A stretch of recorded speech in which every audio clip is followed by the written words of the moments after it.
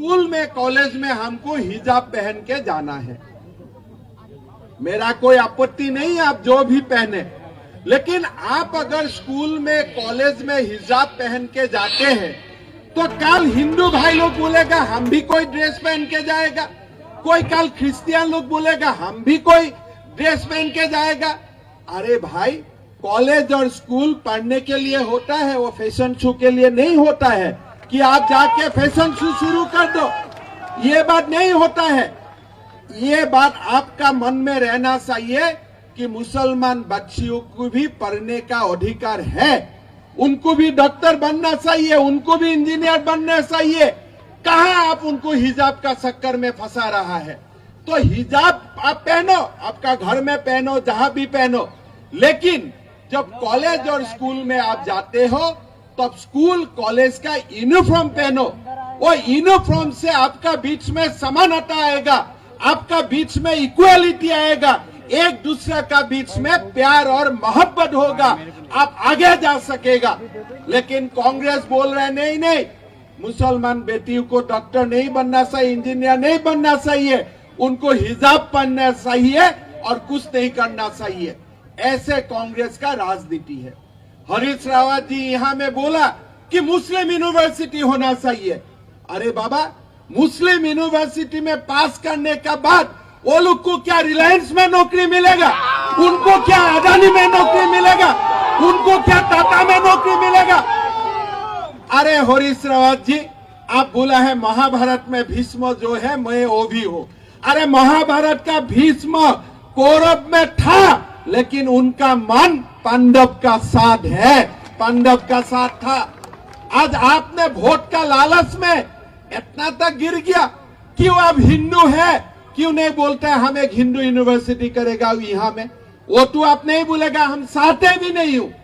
हमारा मन में यही है कि ऐसा यूनिवर्सिटी बने जो यूनिवर्सिटी से मेरा उत्तराखंड का व्यक्ति, उत्तराखंड का बच्चा बच्ची जाके एम्स से नौकरी मिले, उनको पूरा देश में नौकरी मिले, ऐसा यूनिवर्सिटी हमको चाहिए।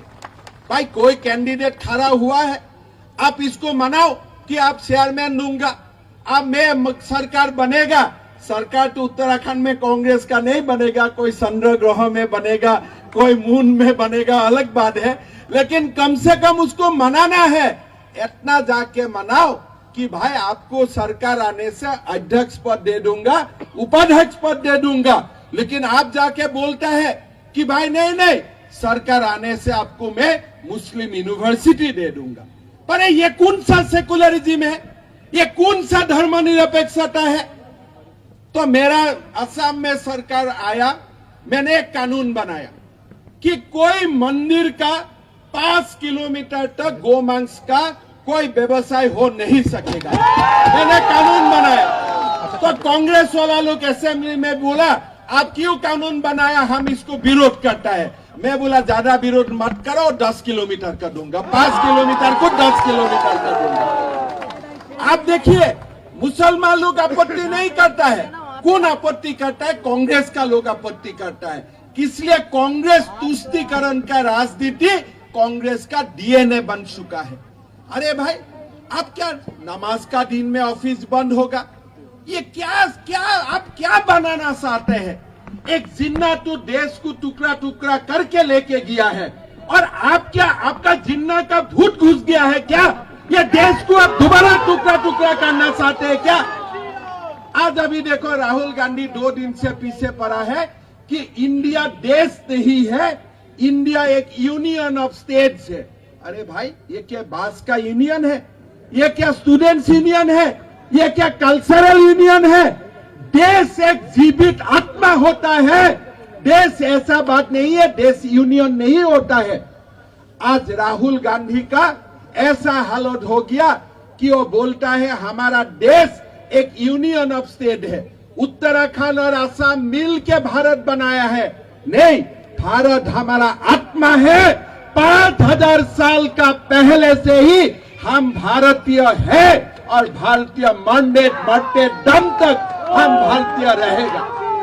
अब देखो, अब देश में क्या क्या बात आने लगा है। देश में बात आने लगा है कि हिजाब का बात करो। नरेंद्र मोदी किसका बात करता है? नरेंद्र मोदी सनराइज इंडस्ट्री का बात करता है, आर्टिफिशियल इंटेलिजेंस का बात करता है, नरेंद्र मोदी इंटरनेट का बात करता है, नरेंद्र मोदी बोलता है देश को मंगल ग्रह तक जाना चाहिए, नरेंद्र मोदी बोलता है देश को विश्व गुरु बनना चाहिए, और ये लोग जाके क्या बोलता है मेरा बेटी को, आप लोग हिजाब पहनो। अरे भाई ये काम का काम बाद हुआ है क्या? आज आप ये लोग का मेंटेलिटी देखो, ये लोगों का मेंटेलिटी देखो। जनरल बिपिन रावत था हमारा उत्तराखंड की गौरव था, देश का गौरव था।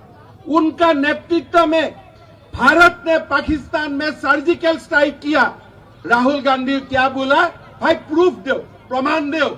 अरे भाई आप कौन सा पिता का बेटा है? कभी हमने प्रूफ मांगा हो क्या?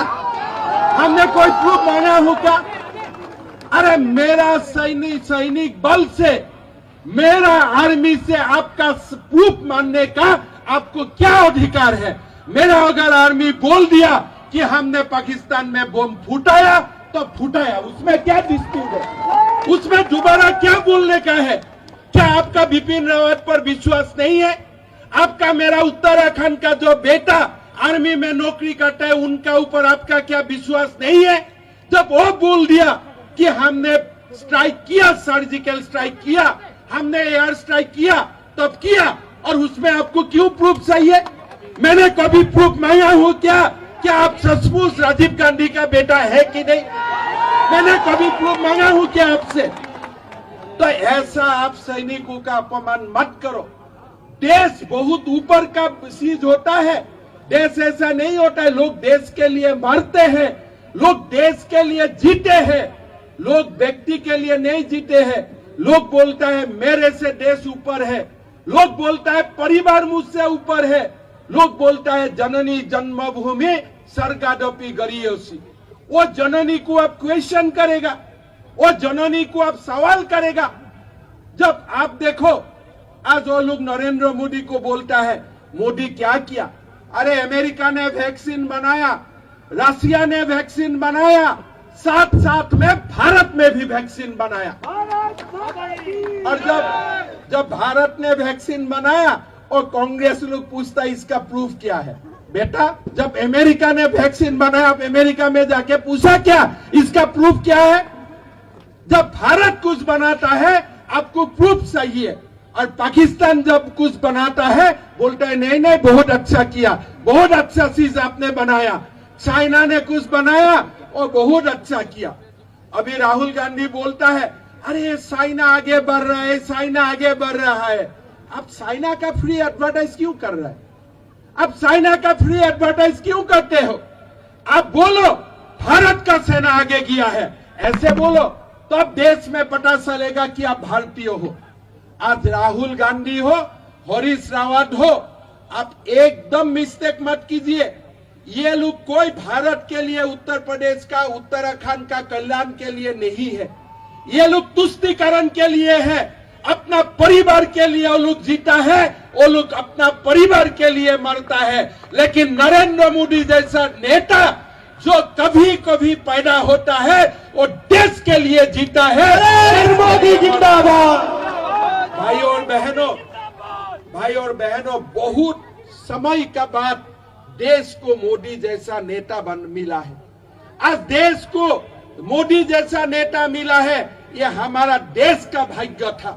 आप देखिए कैसे कोई सोच सकता था क्या कि भारत का विमान जाके पाकिस्तान में बम गिराएगा? कोई सोच सकता था क्या पाकिस्तान में भी सर्जिकल स्ट्राइक संभव है? कोई सोच सकता था क्या अगर देश में कोरोना महामारी आएगा कि भारत भी वही नेशन में होगा जो नेशन में एक नहीं दो वैक्सीन बनेगा? कौन सोच रहा था? आज गरीब के लिए, अब गरीब के लिए प्रधानमंत्री जी जीता है। प्रधानमंत्री जी जब कोविड का पेंडेमिक आया, सबसे उन्होंने गरीब के लिए सोचा कि भाई गरीब को कैसे सहायता किया जाए। आज आप सोच लीजिए कि हमारा आइजोल है, इम्फॉल है, जो जाना भी संभव नहीं है, दूर दूर तक गांव तक उन्होंने रेशन भेजा। लोगों को फ्री रेशन भेजा कि भाई कोई किसी का प्रॉब्लम नहीं होना चाहिए। आज अकाउंट खुला, अकाउंट में पैसा डाला, आज गैस का चूल्हा मिला मां को। आज आपको एक एक करके आप देखिए, जो प्रधानमंत्री जी काम कर रहा है वो देश में कोई नहीं सोचा था कि ऐसा काम संभव है। हर घर में बिजली, लोगों का मन में था कि बिजली होना चाहिए, लेकिन लोगों का सपना में ये नहीं था कि 2 साल में ही हर घर में बिजली होगा। लोगों का सपना में था कि घर में पानी मिलना चाहिए, जल मिलना चाहिए, लेकिन जल जीवन मिशन जैसा स्कीम होगा, सचमुच घर घर में जल जाएगा, ये लोग सोचता नहीं था। लोगों का मन में था कि रास्ता बनना चाहिए, लेकिन आज उत्तराखंड में जैसा नेशनल हाईवे बना वो लोगों का सपना में नहीं था। आज अरुणाचल में जितना जैसा रोड बना वो लोगों का सपना में नहीं था। आज कांग्रेस का एक मंत्री था A.K. एंटोनी, उन्होंने क्या बोला कि हमारा गलती हो गया, हम चाइनीज का जो बॉर्डर है, टेरिटरी है, उसमें हमको रास्ता बनाना था। आपने